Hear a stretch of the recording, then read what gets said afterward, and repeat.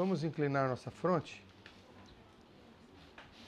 Senhor nosso Deus, nós pedimos primeiramente perdão pelos nossos pecados, em nome de Jesus, nosso Senhor e Salvador.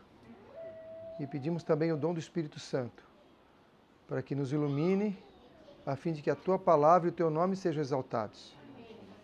E que ela produza efeito em nosso coração. Em nome de Jesus, amém. Amém.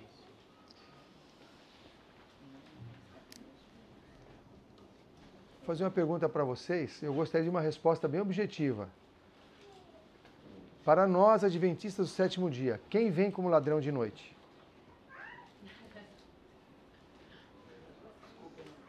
Quem vem como ladrão de noite? Quem vem como ladrão à noite?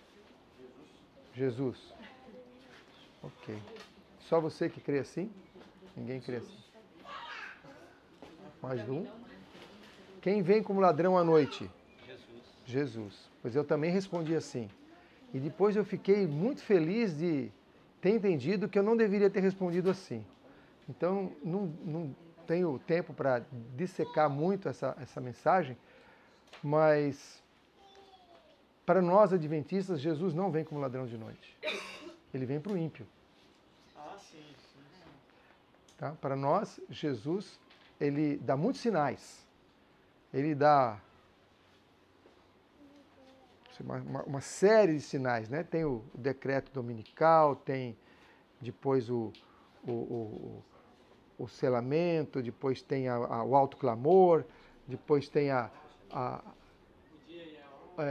isso mais lá no final, mas vem a perseguição, vem as pragas, vem decreto de morte, vem o próprio Deus anunciando o dia e a hora, que é o concerto eterno. Todos que morreram na fé do terceiro anjo ressuscitam para ouvir o concerto de paz. Qual é o concerto de paz? É anunciar a hora, o dia e a hora da volta de Jesus. Então como é que pode ser um ladrão de noite se tem todos esses eventos para nós marcados, né? Então, agora para o ímpio, que presenciou a volta espúria de Jesus, ou seja, Satanás falsificando a volta de Jesus, para o ímpio Jesus já voltou. E quando ele for voltar, vai ser uma surpresa, ele vem como ladrão de noite, porque na cabeça de quem está no mundo ímpio e descrente, aquele falso era Jesus. Então, eles não vão esperar uma outra volta. Então, para nós, Jesus não vem como ladrão de noite. E como é que a gente pode saber, biblicamente ter essa certeza? Apocalipse, eu acho que, se não me engano, é 3, verso 3. Ou é 2, verso 3? É 3, verso 3.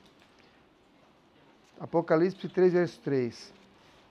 Segunda parte. Mas se não vigiares, virei sobre ti como um ladrão. Mas é para quem que ele vem como ladrão? Para quem não vigia. Tem uma condição para vir como ladrão. Se não vigiares. Ora, se você vigia, ele não vem como ladrão. Então, nós somos o povo que temos que vigiar. E para Apocalipse 3, verso 3. Se não vigiares, virei como ladrão. Se você vigia, Jesus não vem como ladrão para você. Amém? Amém. Porque para aqueles que ele virá como ladrão, vai ser um terror. Para nós ele vem como Rei, Redentor, Salvador, para nos levar para as mansões eternas. E amigo. Agora vamos voltar lá para a parábola das 10 virgens. A parábola das 10 virgens é a única parábola, não sei se vocês já prestaram atenção, Apocalipse 25, de 1 a 13. Eu não sei se vocês já prestaram atenção, que é a única parábola que está no futuro. Mateus 25, 1 a 13. É a única parábola que está no futuro. Todas as outras, Jesus começa assim, porque o reino dos céus é semelhante a um grão de mostarda. O reino dos céus é semelhante a um semeador que saiu a semear. O reino dos céus é semelhante a um pai de família, tal. E aqui, como é que diz? Como é que está na sua Bíblia? Como é que diz lá, Mateus 25, na sua Bíblia? Então o reino dos céus, o quê? Será. Por que está no futuro? Porque é uma parábola para os nossos dias. A irmã Heleninha Branca diz que nós devemos estudar profundamente essa parábola. Profundamente. Não é só saber o que aconteceu. Profundamente. A parábola das 10 virgens. Será semelhante às 10 virgens.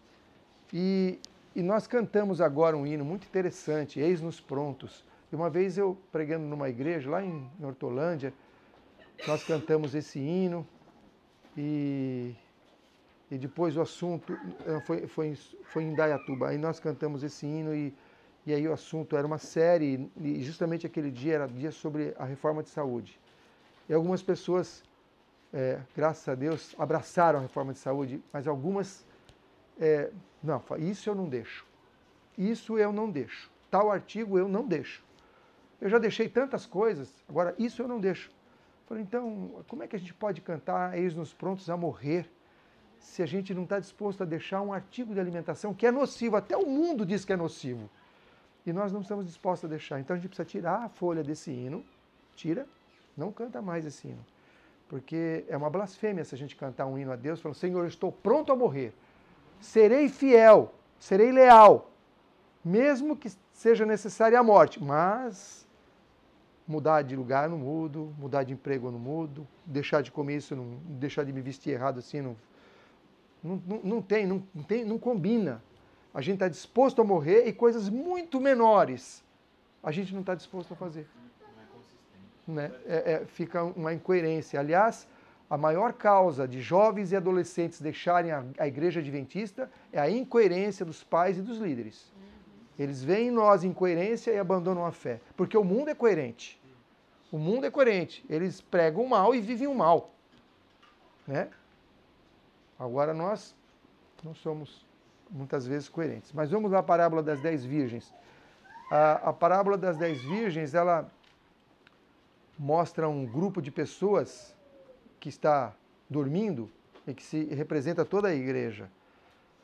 E representa uma parte desse grupo que estuda lição, vai aos cultos, faz trabalho missionário, distribui livros, vai no GIC e dá ofertas, mas está dormindo. E é chamada de nécias, grupo nécio.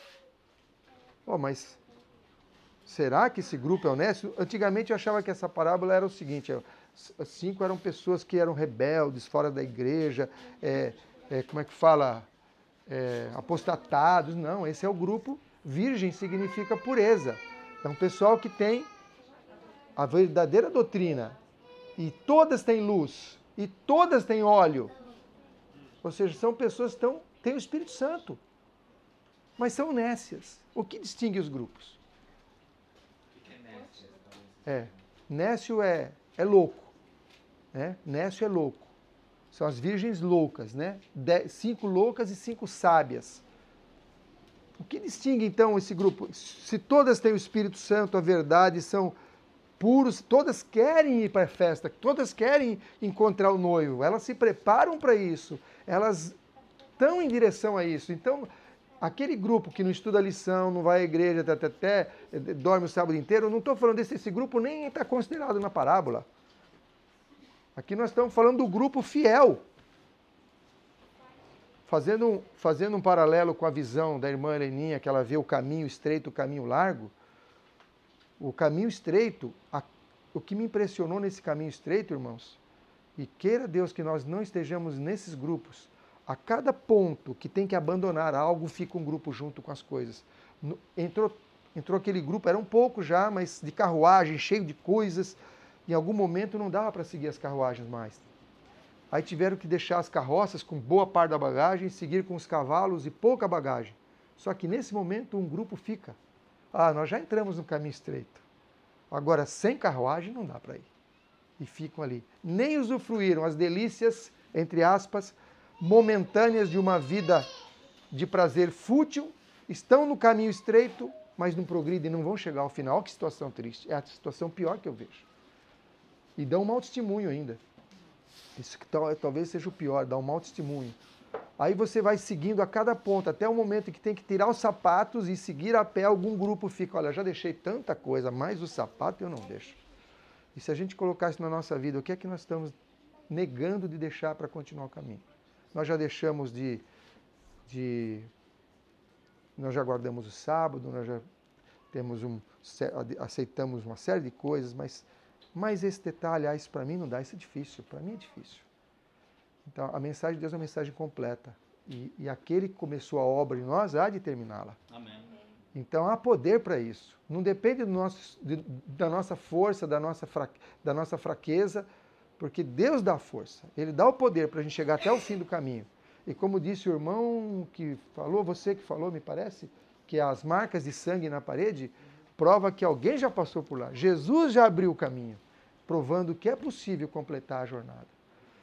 Então, irmãos, as virgens sábias, elas tinham de diferente das loucas, elas tinham uma reserva de azeite. Elas tinham azeite extra. Como é que a gente consegue azeite extra? Como é que a gente consegue mais Espírito Santo?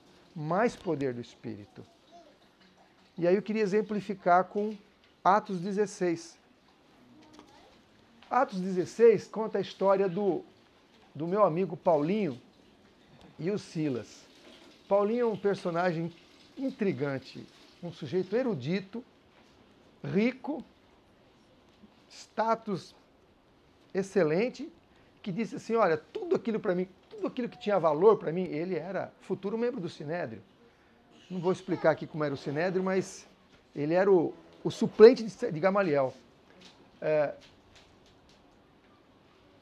Paulo falou para mim, tudo aquilo que era tão importante para mim, hoje eu considero como esterco. Algumas traduções trazem refúgio, mas está escrito esterco, ou seja, não tem valor. Hoje, para mim, o gloriar-me é em Jesus e este crucificado. O que era uma vergonha para aquela época, né? E até hoje. Mas sim, Atos 16, o que é que fala? Paulo e Silas pregando, eles tiveram uma desavença, se separaram, Paulo de Barnabé, aí Paulo chamou Silas e foram para a Ásia. E estavam pregando e a coisa estava indo bem, e estavam assim arrebentando, pregando e as pessoas aceitando, aí o Espírito falou, olha, não é para ir para cá não, impediu eles de irem para a Ásia, estavam a caminho da Ásia, falou, não vai para a Ásia. Eles ainda parece que não entenderam bem e diz que aí o Espírito de Cristo os impediu de irem para a Ásia. E aí Jesus aparece em sonho para ele, mandando ele para Macedônia. E a primeira cidade que eles vão, aí eles passam pela Itália, né, param em Nápoles e tal. Bom, a primeira cidade que eles entram é Filipos. Aí agora vamos imaginar, o Senhor me tirou da cidade, me mandou para o campo, né? Tem uma hora expressa de Deus para a gente sair do campo, sair da cidade para o campo. Bom, se eu estou fazendo a vontade de Deus, tudo vai ser agora maravilha, vai ser só alegria. Só bênção, né? A bênção sempre é, mas a gente não interpreta assim. E aí Paulo e Silas foram para Filipos. Bom, se Deus falou para a gente não ir para a Ásia, que estava indo tão bem, mandou a gente para Filipos, aqui o negócio vai arrebentar mesmo. Aqui vai ser enxurrada de conversões. O que aconteceu com eles em Filipos? Tomaram uma surra, mas levaram uma sova. E o carcereiro disse que foi mais cruel do que lhe pediram, porque além da surra, dos açoites, pôs eles no tronco, que não tinha sido mandado pôr no tronco. Agora imagine, eu gosto de ler a Bíblia assim, me colocando na situação da história, né? Imagina você, lá, foi mandado por Deus, em sonho. Jesus lhe apareceu e falou, vai lá. Aí você chega lá, o que você ganha é uma surra. Ué. Será que foi Jesus que falou? Pois é. Ariel, será que eu vou duvidar do que você falou aqui? Será que eu estou duvidando? Deus é meu amigo? Senhor. E olha, não pensa que tinha direitos humanos, né? 3 refeições por dia, passeio ao sol, entendeu? Ar-condicionado. A prisão naquela época era pior que a morte. Às vezes pediam a morte e não queriam ir para calabouço. Legado no tronco, com as mãos para trás, pregada na parede, com os pés numa madeira, sentados com as costas todas rasgadas. Local úmido. Se fosse só umidade, irmão, estava bom. Você imagina que tinha faxineiro para limpar o que o outro deixou lá, porque não tinha sininho para chamar o carcereiro na hora de ir no banheiro. Olha, quero ir ao banheiro. Não tinha. E não tinha equipe de higienização da cela. Bom, não dá para descrever. Devia ser a pior tortura ficar num lugar fétido, possivelmente com barata, com rato, com bicho subindo por você. E o que eles estavam fazendo ali? Cantando e orando. Aí está uma lição para nós. A gente tem uma dor de unha e reclama. Dor de unha. É uma dificuldadezinha financeira, às vezes, social, às vezes, no emprego, na escola. Uma turbulênciazinha, a gente está aí reclamando. Vai na quarta-feira, pede oração, com aquele choro. Alegria. Alegria. É um privilégio sofrer quando a gente está no serviço do Senhor. Se há oposição, se há crítica, se há calúnia, o que fala a palavra de Deus? Bem-aventurados sois. Porque mentindo, disseram todo mal contra os profetas. Quando falarem mal de nós, tem que ser mentira, irmãos. Né? Como que diz o verso lá em Mateus? Bem-aventurados sois vós quando vos perseguirem, injuriarem e mentindo disserem todo mal contra vós. Porque assim fizeram com os profetas, os vossos pais no passado. Para falar mal de um servo de Deus, tem que ser mentira. Ou seja, nós não vamos dar motivo nenhum para eles falarem mal da gente. E nessa situação, não fala que a gente tem que ir lá exigir os direitos, botar limpo. Tem uma visão da Ellen White das bolas pretas que eram jogadas nas costas dos fiéis, mas eles olhavam para Cristo e as bolas pretas batiam e não sujavam as vestes, elas desapareciam. Então a polêmica, a oposição, a calúnia, não importa. O melhor argumento é a sua vida. Contra uma família ordenada, uma família cristã bem ordenada, não há acusação. É o maior sermão que se pode ter. Você não pode falar na igreja, você não é eleito para nada, não te escolheram para nada, não tem problema. Vai lá, chega cedo na escola sabatina. Quantas pessoas tem na sua igreja às 9 da manhã, irmão? E quantas tem no meio do culto? No meio, porque do final já tem os que saem. No meio do culto. Vê a diferença. Quantos tem 10% da igreja às 9 horas? E lá às 11 e pouco, tem lá cheio. Chega cedo, senta, lê a Bíblia, seu filho arrumadinho, reverente, não está correndo para lá e para cá, sua Bíblia marcada, sua lição marcada. A sua postura é um exemplo. Chamou para ajudar aí na igreja, para limpar o quintal, para pintar, vai lá, atua, trabalha. Não precisa esperar o púlpito. Esse testemunho vai falar muito alto. O que Paulo e Silas fez? Cantou no sofrimento. Eles cantaram no sofrimento. Você está doente, está sofrendo, dê um bom testemunho, não reclama de Deus. E aí a gente sabe o que aconteceu. A história conta que, lendo a Bíblia, conta que o carcereiro se converteu. E o livro Atos dos Apóstolos diz que muitas pessoas naquela cidade se converteram pelo testemunho do carcereiro. Aí eu pergunto, para mim, em primeiro lugar, eu pergunto para vocês, nós estamos dispostos a dar as costas para o chicote para salvar uma pessoa? Até que ponto nós estamos dispostos a sofrer para salvar uma pessoa? Paulo podia ser um monte de coisa, mas bobo ele não era. Ele era uma pessoa erudita, sábia, conhecia seus direitos. E por que ele não falou, como disse em Jerusalém, opa, vocês vão pôr a mão em mim, eu sou romano, eu tenho direitos, tem que ter um julgamento, não se bate num romano sem julgamento, nem se algema um romano sem julgamento. Por que ele não exigiu o direito dele? Será que ele não sabia? Tanto sabia que no final ele falou para o carcereiro, olha, eu sendo romano, vocês me trataram assim, agora querem me dispensar na surdina. Quando eles souberam que Paulo era romano, ficaram apavorados. Ou seja, Paulo sabia que era romano, sabia que tinha direito de não sofrer. Ele não sofreu aquilo por falta de opção, viu, irmão? Não foi por falta de opção. Ele teve a opção de falar, sou romano, ninguém ia bater nele. Mas por quê? Agora que eu quero fazer a ligação com a parábola das 10 virgens. Porque ele tinha o Espírito Santo. Aquele que tem o Espírito Santo na sua vida sabe a hora de sofrer e sabe a hora de dizer, eu sou romano, não vão me algemar não. Sabe a hora de dizer, a hora de calar e a hora de falar. A hora de exigir o direito e a hora de sofrer o prejuízo. A hora de se posicionar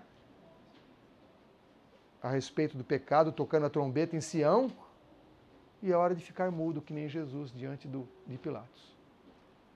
Se nós não tivermos o Espírito Santo dirigindo a nossa vida, nós vamos certamente nos equivocar. Vamos agir por impulso, que nem Pedro, que não queria cortar a orelha você acha que ele queria cortar a orelha do soldado?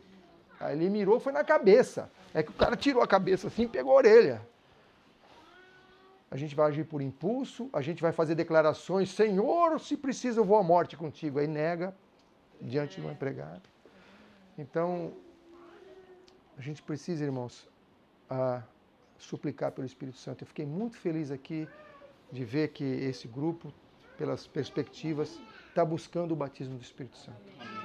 E se nós não tivermos esse batismo diário na nossa vida, nós não vamos ser sábios como as virgens sábias e não vamos pertencer aos 144 mil.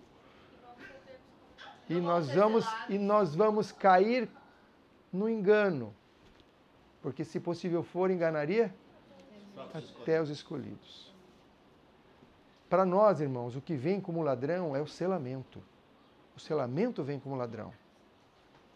Né? Eu precisaria do maior tempo para explicar por que o selamento vem como ladrão.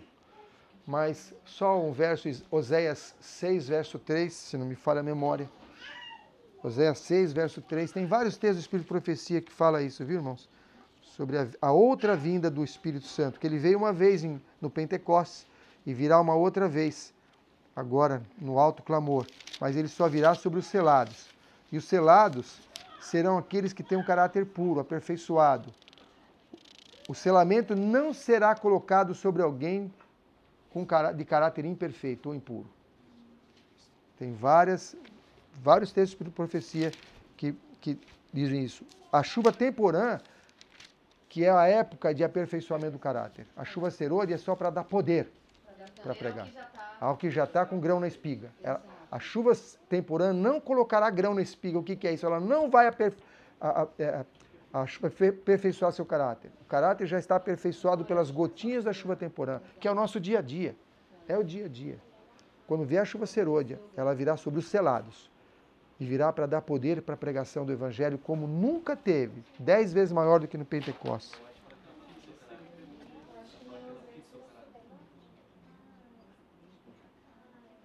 Sim, Oséias 6, verso 3. Conheçamos e prossigamos em conhecer ao Senhor. O que dá a entender esse verso? Conheçamos e prossigamos. É contínuo. É um ato contínuo. Conhecer a Deus é um ato contínuo. Progressivo, né? Progressivo. O vosso amor é como a nuvem da manhã e como o orvalho da madrugada que cedo passa... Não, perdão, pulei. Como a alva será a sua saída, e ele nos virá como a chuva. Como a chuva serôdia que rega a terra. Então, aqui está ligando a chuva serôdia à vinda do Senhor. É a vinda do Espírito Santo. O Espírito Santo veio. Jesus veio com o bebê, com o Messias, e virá nos buscar na sua segunda vinda. O Espírito Santo veio como chuva temporã e virá também como uma chuva serôdia. Está aí o paralelismo, né? Esse paralelismo é interessante. Nós estamos esperando a chuva serôdia. E ela será o ladrão da noite para nós, adventistas do sétimo dia. Por quê? Porque vem na hora que a gente não sabe. Porque estarão 2 no moinho, um será tomado, um será deixado. Estarão 2 no campo, um será... No campo, irmão, trabalhando, um será tomado, outro deixado. Nós não vamos estar perseguidos no meio das montanhas, vai ser no dia a dia. Estamos aqui. A chuva serôdia cairá sobre um e o outro não perceberá. Vai chamar ele de fanático, extremista, radical, dissidente. Né? É isso, porque, imagina, que é isso? Equilíbrio, irmão, equilíbrio. Uma coisa certa, uma errada, uma certa, uma errada, dá equilíbrio. O equilíbrio é a marca de Laodiceia. Laodiceia é morno, um pouco quente, um pouco frio. O cristão fiel é radical. Radical nos princípios e flexível no relacionamento. Radical no amor. Vai ter chaminha. Recebeu. Radical no amor, né? Radical no amor, radical no princípio, flexível nos relacionamentos. Recebe as pessoas com defeito, com problemas, do jeito que estão, ama o inimigo, flexível nos relacionamentos e fiéis nos princípios. Eu ainda gostaria, nesses últimos 10 minutos, de abordar um tema muito interessante. Gente, tudo isso aqui dá para fazer... Só esse tema que eu abordei dá para fazer uma semana de oração, tá? Só dando uma pincelada assim. Mas qual é a nossa batalha? Né? A batalha de Paulo e Silas foram contra homens agressores, que estavam fisicamente lhes fustigando a pele, a carne. Né? Qual é a nossa batalha hoje? Hoje a gente não vai para uma cidade pregar e corre o risco de ser algemado e açoitado. Não corre esse risco. Mas qual é a nossa batalha hoje? Batalha contra o eu é a maior batalha a ser travada. E aonde é travada essa batalha? Vamos ler lá em 2 Coríntios 10. 2 Coríntios 10, de 4 a 7, 4 a 6. 2 Coríntios 10, de 4 a 6. Gente, esse verso é fantástico. Eu vi uma vez, Poliana, você postando esse verso no seu Facebook, viu? Fiquei muito feliz. Aliás, gente, Facebook, essas coisas, é só para a obra de Deus, viu? Vamos usar isso só para a obra de Deus. Negócio de pôr foto, 2 Coríntios 10, 4, negócio de ficar pondo foto disso, daquilo, sabe, conversas triviais. Vamos usar esse espaço para a obra de Deus. Né? O mundo usa para isso aí. Ai, que meu sapato novo, olha o meu penteado novo, tira foto de si mesmo, põe no Facebook. Vamos usar esse espaço para glorificar a Deus. 2 Coríntios 10, 4 a 6. As armas da nossa milícia não são carnais. Então não é espada, viu? Pode ficar tranquilo. Revólver, aquele curso de tiro ao alvo, esquece, não precisa. Tiro ao alvo, espada, não precisamos usar nada disso, porque as armas da nossa milícia não são carnais. Mas sim poderosas em Deus, para destruição do quê? Das fortalezas. Derrubamos raciocínios e toda altivez que se levanta contra o conhecimento de Deus. E levamos cativo todo pensamento à obediência de Cristo. E estaremos prontos para punir toda desobediência quando for cumprida a vossa obediência. Gente, tem muito assunto aqui. Eu tenho 8 minutos para falar sobre isso. Mas vamos ver. Quais são as armas da nossa milícia? Por que lutamos? Que são fortalezas? Né? Quem é o vingador? O que é que merece vingança? Quais são os prisioneiros da guerra? Olha, tantas coisas que dá para... Eu gostaria de discutir isso assim, interativamente, mas o tempo não permite, eu vou falar e depois a gente pode ocupar o tempo depois. Armas da milícia, né? Lembra a situação de conflito. A gente precisa entender que nós estamos num conflito cósmico. Nós não estamos aqui para ganhar o céu.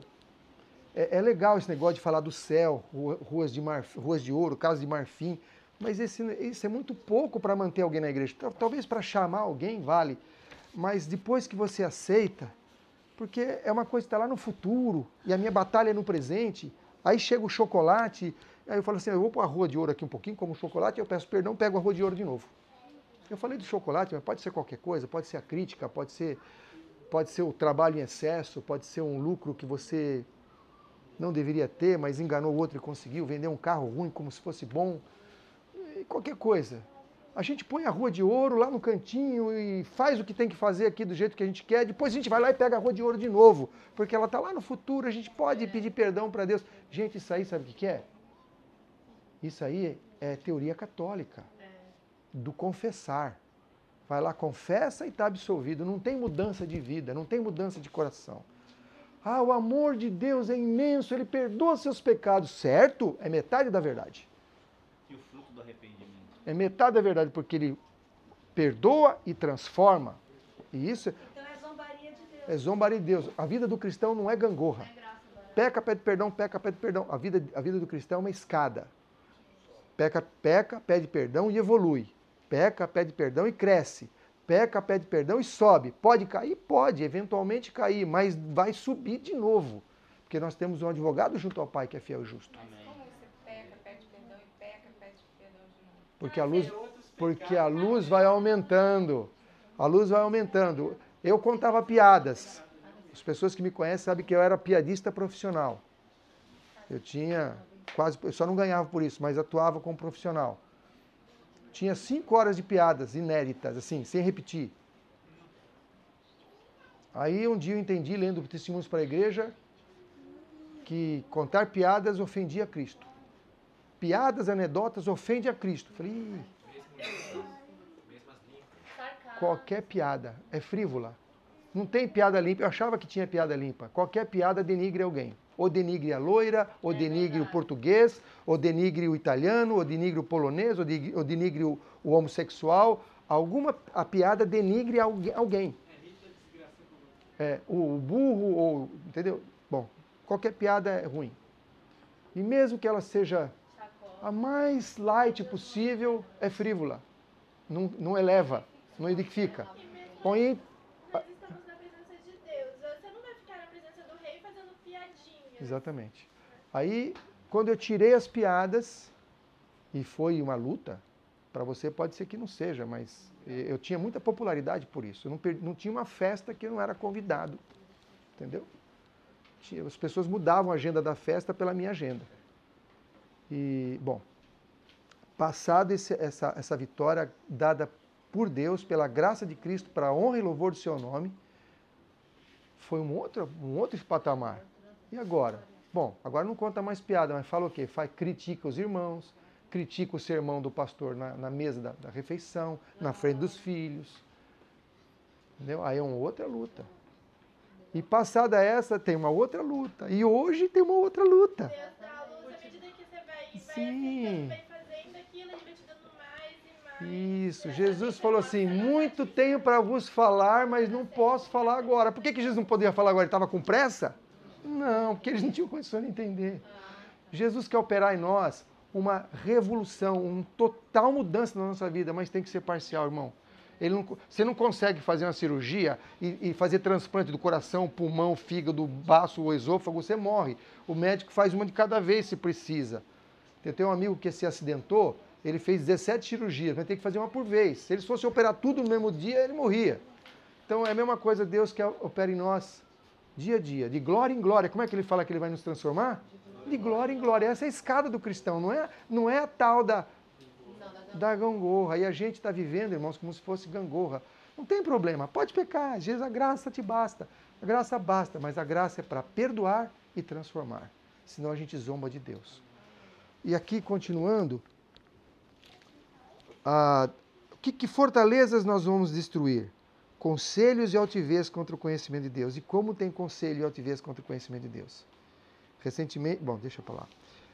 Quais são os prisioneiros de guerra? Ou seja, o que devemos levar cativo e a quem devemos levar o prisioneiro? A quem devemos levar o prisioneiro? O que é que diz aí?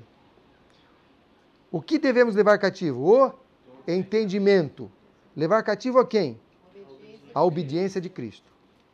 O que é que merece a vingança de Deus? O último verso. A desobediência merece a vingança de Deus. E como é que a gente vinga a desobediência de Deus? É isso que eu achei. Vinga através da obediência. Você quer ser um vingador de Deus? Seja obediente. Você quer vingar Deus? Não precisa fazer cruzada, matar os bárbaros, né? Isso é coisa da Igreja Católica. Você quer ser um vingador de Deus? Seja obediente. A tua obediência vai ser a vingança. Por que é a vingança de Deus? Porque há uma acusação pendente contra Deus no universo. Satanás fez várias acusações. Uma que ele era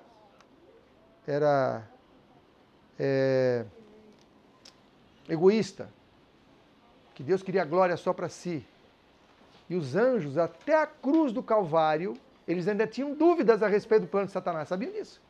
Que a irmã Leninha fala que até a cruz, os anjos que ficaram no céu ainda tinham dúvidas sobre se o plano de Satanás era... Se Satanás tinha alguma razão ou não. Foi na cruz que toda a dúvida foi dissipada. Ou seja, essa acusação que pesava contra Deus, que ele era egoísta, que ele era tirano, foi anulada na cruz. Que outra acusação que Deus foi feita por Satanás contra Deus, que ele precisa de nós. Que ele precisa de nós para sermos o seu vingador. Que é impossível guardar a lei de Deus. Satanás tem uma bronca com a lei de Deus desde o céu. E ele vai sutil, viu, irmão? Ele não vai falar assim, a lei de Deus não existe. Ele vai assim, irmão, vocês são inteligentes. Nós somos perfeitos. Será que nós não podemos por nós mesmos saber nos dirigir? E hoje a mesma bronca contra a lei de Deus existe. Ela não vem assim de uma forma escancarada, mas ela vem assim, olha, não se preocupe, nós vamos pecar até o final. Nós vamos pecar até o final, mas Deus perdoa. Aí quando ele vir, vai transformar. Nós vamos... Jesus vai ser o nosso intercessor para sempre. Então pode ir pecando. Ele está voltando na nuvem, vai ter um cartóriozinho do lado para bater perdão no seu nome ali. Gente, os enganos estão por aí. Apocalipse 22:11 marca um período que encerra a graça. 22:11. Quem for puro, continue purificando-se. Quem é justo, continue justo. Ele lança de si o incensário, veste as vestes de rei e vingador, Mas ele precisa de nós, como suas testemunhas, para mostrar para o universo, 144 mil, que viveu sem intercessor, sem intermediário, e foi fiel, mesmo sem ver. Mesmo sem ter a certeza que estava sendo suprida. Porque nós nunca vamos ficar desamparados. Deus vai nos soprar. Os anjos vão nos proteger nesse tempo. Só que a gente não vai enxergar. Não é pelas nossas próprias forças, porque pelas nossas próprias forças a gente não dá nenhum passo. Aliás, se Deus tirasse a proteção de nós, sabe o que ia acontecer, irmão? Se Deus tirar a proteção das suas filhas, em 1 segundo Satanás pisa nela e esmaga elas. 1 segundo. Nós só estamos vivos porque Deus nos mantém. Amém. O que ele fez com a família de Jó, quando Deus falou, olha, pode tocar neles? No mesmo dia, matou todos os filhos dele, tirou tudo que ele tinha. E, mesmo dia. Se Deus retirar a sua proteção de nós, Satanás faz assim, ó, pisa na gente. Nós só estamos de pé e permanecemos em pé à vista de um Deus santo, sem intercessor, porque Ele, na sua misericórdia, ainda nos mantém protegidos com seus anjos e com o teu Santo Espírito. Amém. Amém? Então o homem não tem arrogância nenhuma, nenhum mérito é do homem, nem nesse momento. Todo mérito é para Deus. O que nós precisamos fazer, irmãos, é nos posicionar agora. Não é ficar esperando o dia que alguém chegar com uma arma na cabeça e falar assim, eu esperava que isso ia ser a perseguição, que isso ia ser a grande prova de fé. Alguém fala assim, aceita Jesus ou não? Aí eu falo assim, aceito. E aí ele atirava e eu ia estar entre os mártires. Nunca vai acontecer isso, viu, irmão? Dificilmente vai acontecer isso aí. A prova é hoje. Fala, filho, eu preciso da primeira hora sua de comunhão comigo. Você está disposto a dar 1 hora por dia para estar comigo? Esse é o desafio, irmão. Não é uma arma na cabeça. Eu preciso, irmão, que você se desfaça da sua televisão, porque ela só traz coisa nociva para a sua família. Você está disposto? Essas são as lutas que a gente tem. E se a gente não está pronto a atender isso, nós nunca vamos ter uma arma na cabeça. A arma na cabeça é depois que Satanás já esgotou todas as tentações. Aí não tem mais nada, ele se volta contra você com as coisas cruéis. Mas enquanto isso, ele está conseguindo com mais facilidade. Entendeu? Dando risada. Então, irmãos, o que eu queria concluir, queria falar muito mais sobre isso, mas o que eu queria concluir é o seguinte, Deus precisa de nós como suas testemunhas. E Ele dá todo o poder para nós, para sermos suas testemunhas. E Ele dá especialmente o Espírito Santo, que é o maior dom. E com esse dom virão todos os outros, para que nós sejamos como as virgens sábias, para que nós possamos ser dirigidos como Paulo e Silas foram, e ter a reação que eles tiveram, dando glória a Deus, mesmo sob tortura e provação. Mas que antes de chegar à tortura e provação, eles já foram fiéis nas pequenas coisas. Paulo foi fiel à primeira luz que teve. Ele caiu, e não diz a Bíblia que ele caiu do cavalo, tá? Isso aí não diz, lá diz que ele caiu só.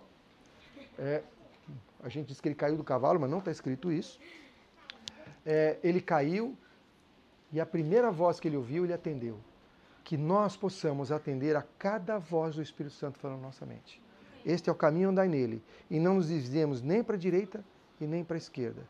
E se hoje, se durante esse encontro, o Espírito Santo falar ao nosso coração, ao meu e ao seu coração, vamos atender. Porque o dia da salvação chama-se hoje. Se hoje ouvires a sua voz, não endereçareis. Não faça planos para o futuro, viu? Quando eu me aposentar, quando eu isso, quando eu tiver... Não, planos para o futuro. O plano do cristão é para hoje. O futuro não pertence a nós. Hoje eu quero servir ao Senhor. Então, se hoje ouvires a sua voz, não endereçareis o vosso coração. Amém.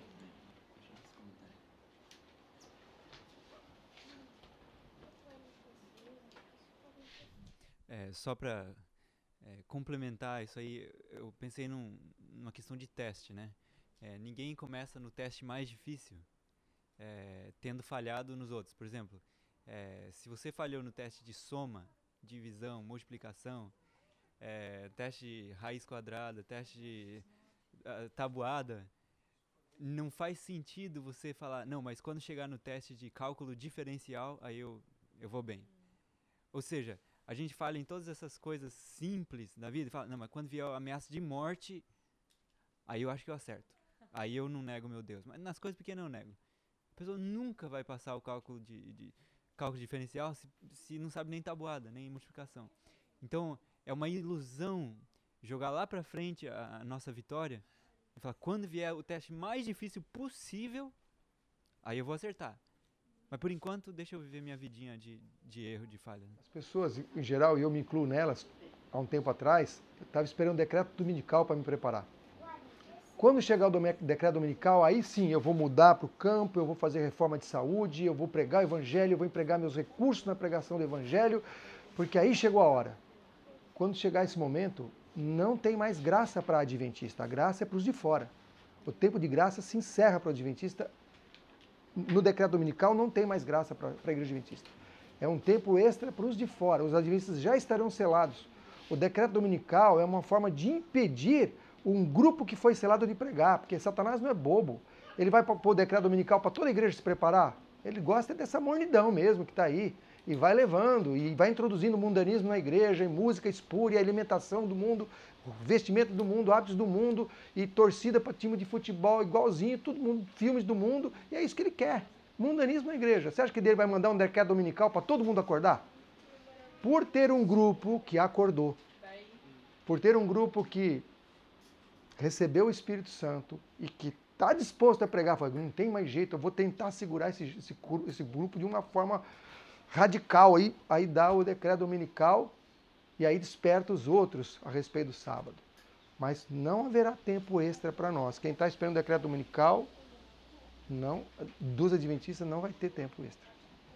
Entendeu? O grande engano, no tempo de Israel, quem eles esperavam para reconhecer o Messias, antes do Messias? Eles esperavam um evento. Elias. Quando Elias vier, o outro é o Messias. Elias não veio, não tem Messias. Nós estamos com o mesmo engano, nós estamos esperando um decreto dominical para esperar Jesus. Entendeu? Elias veio e não reconheceram. Entendeu?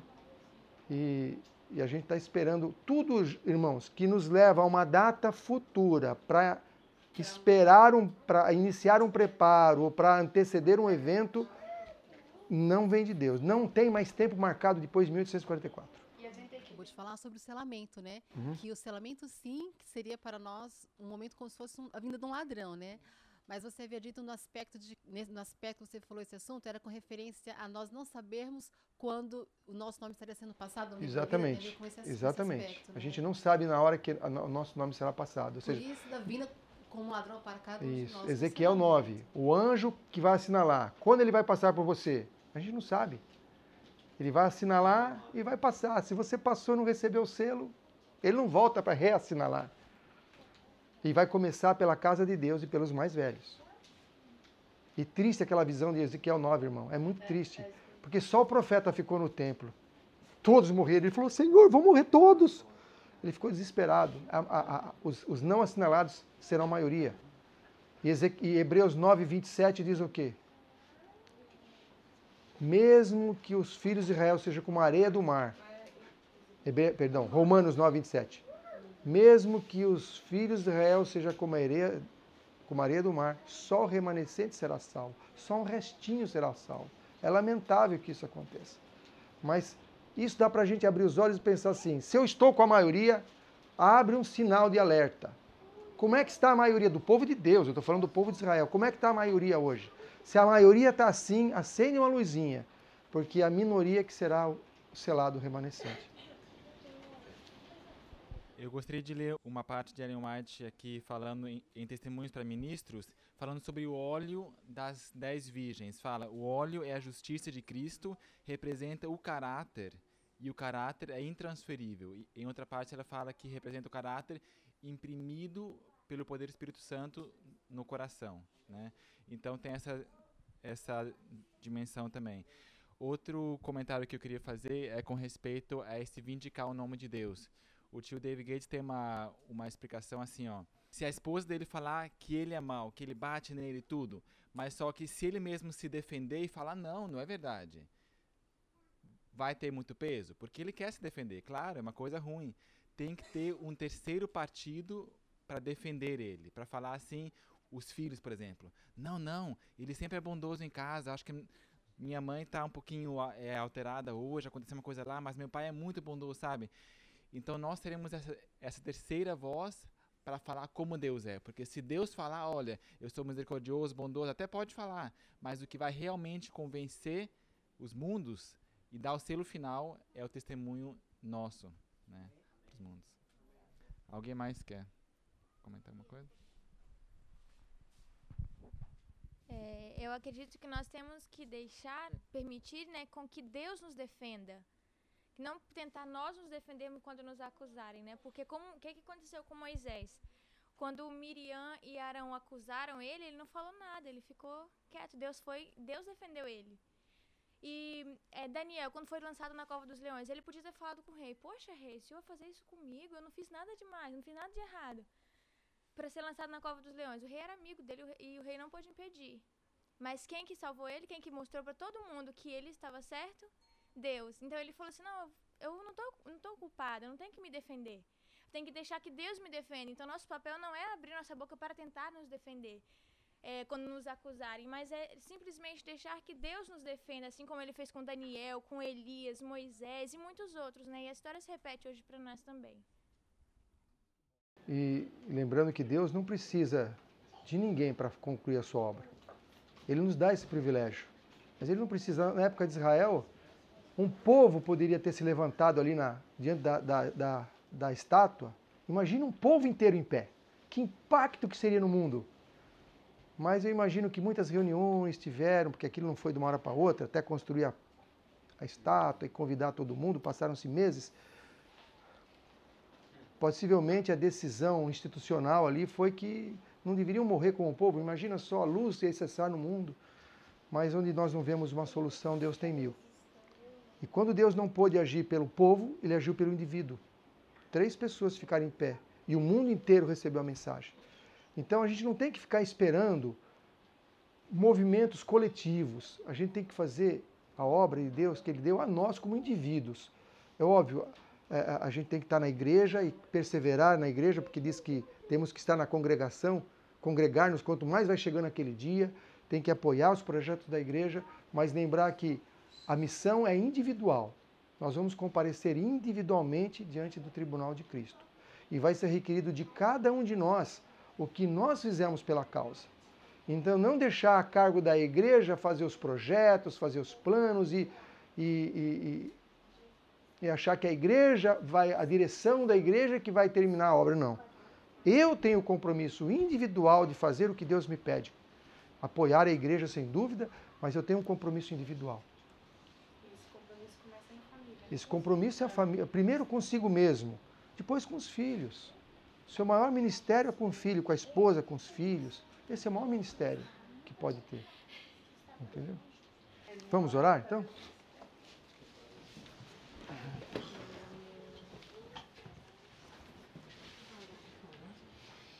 Senhor nosso Deus,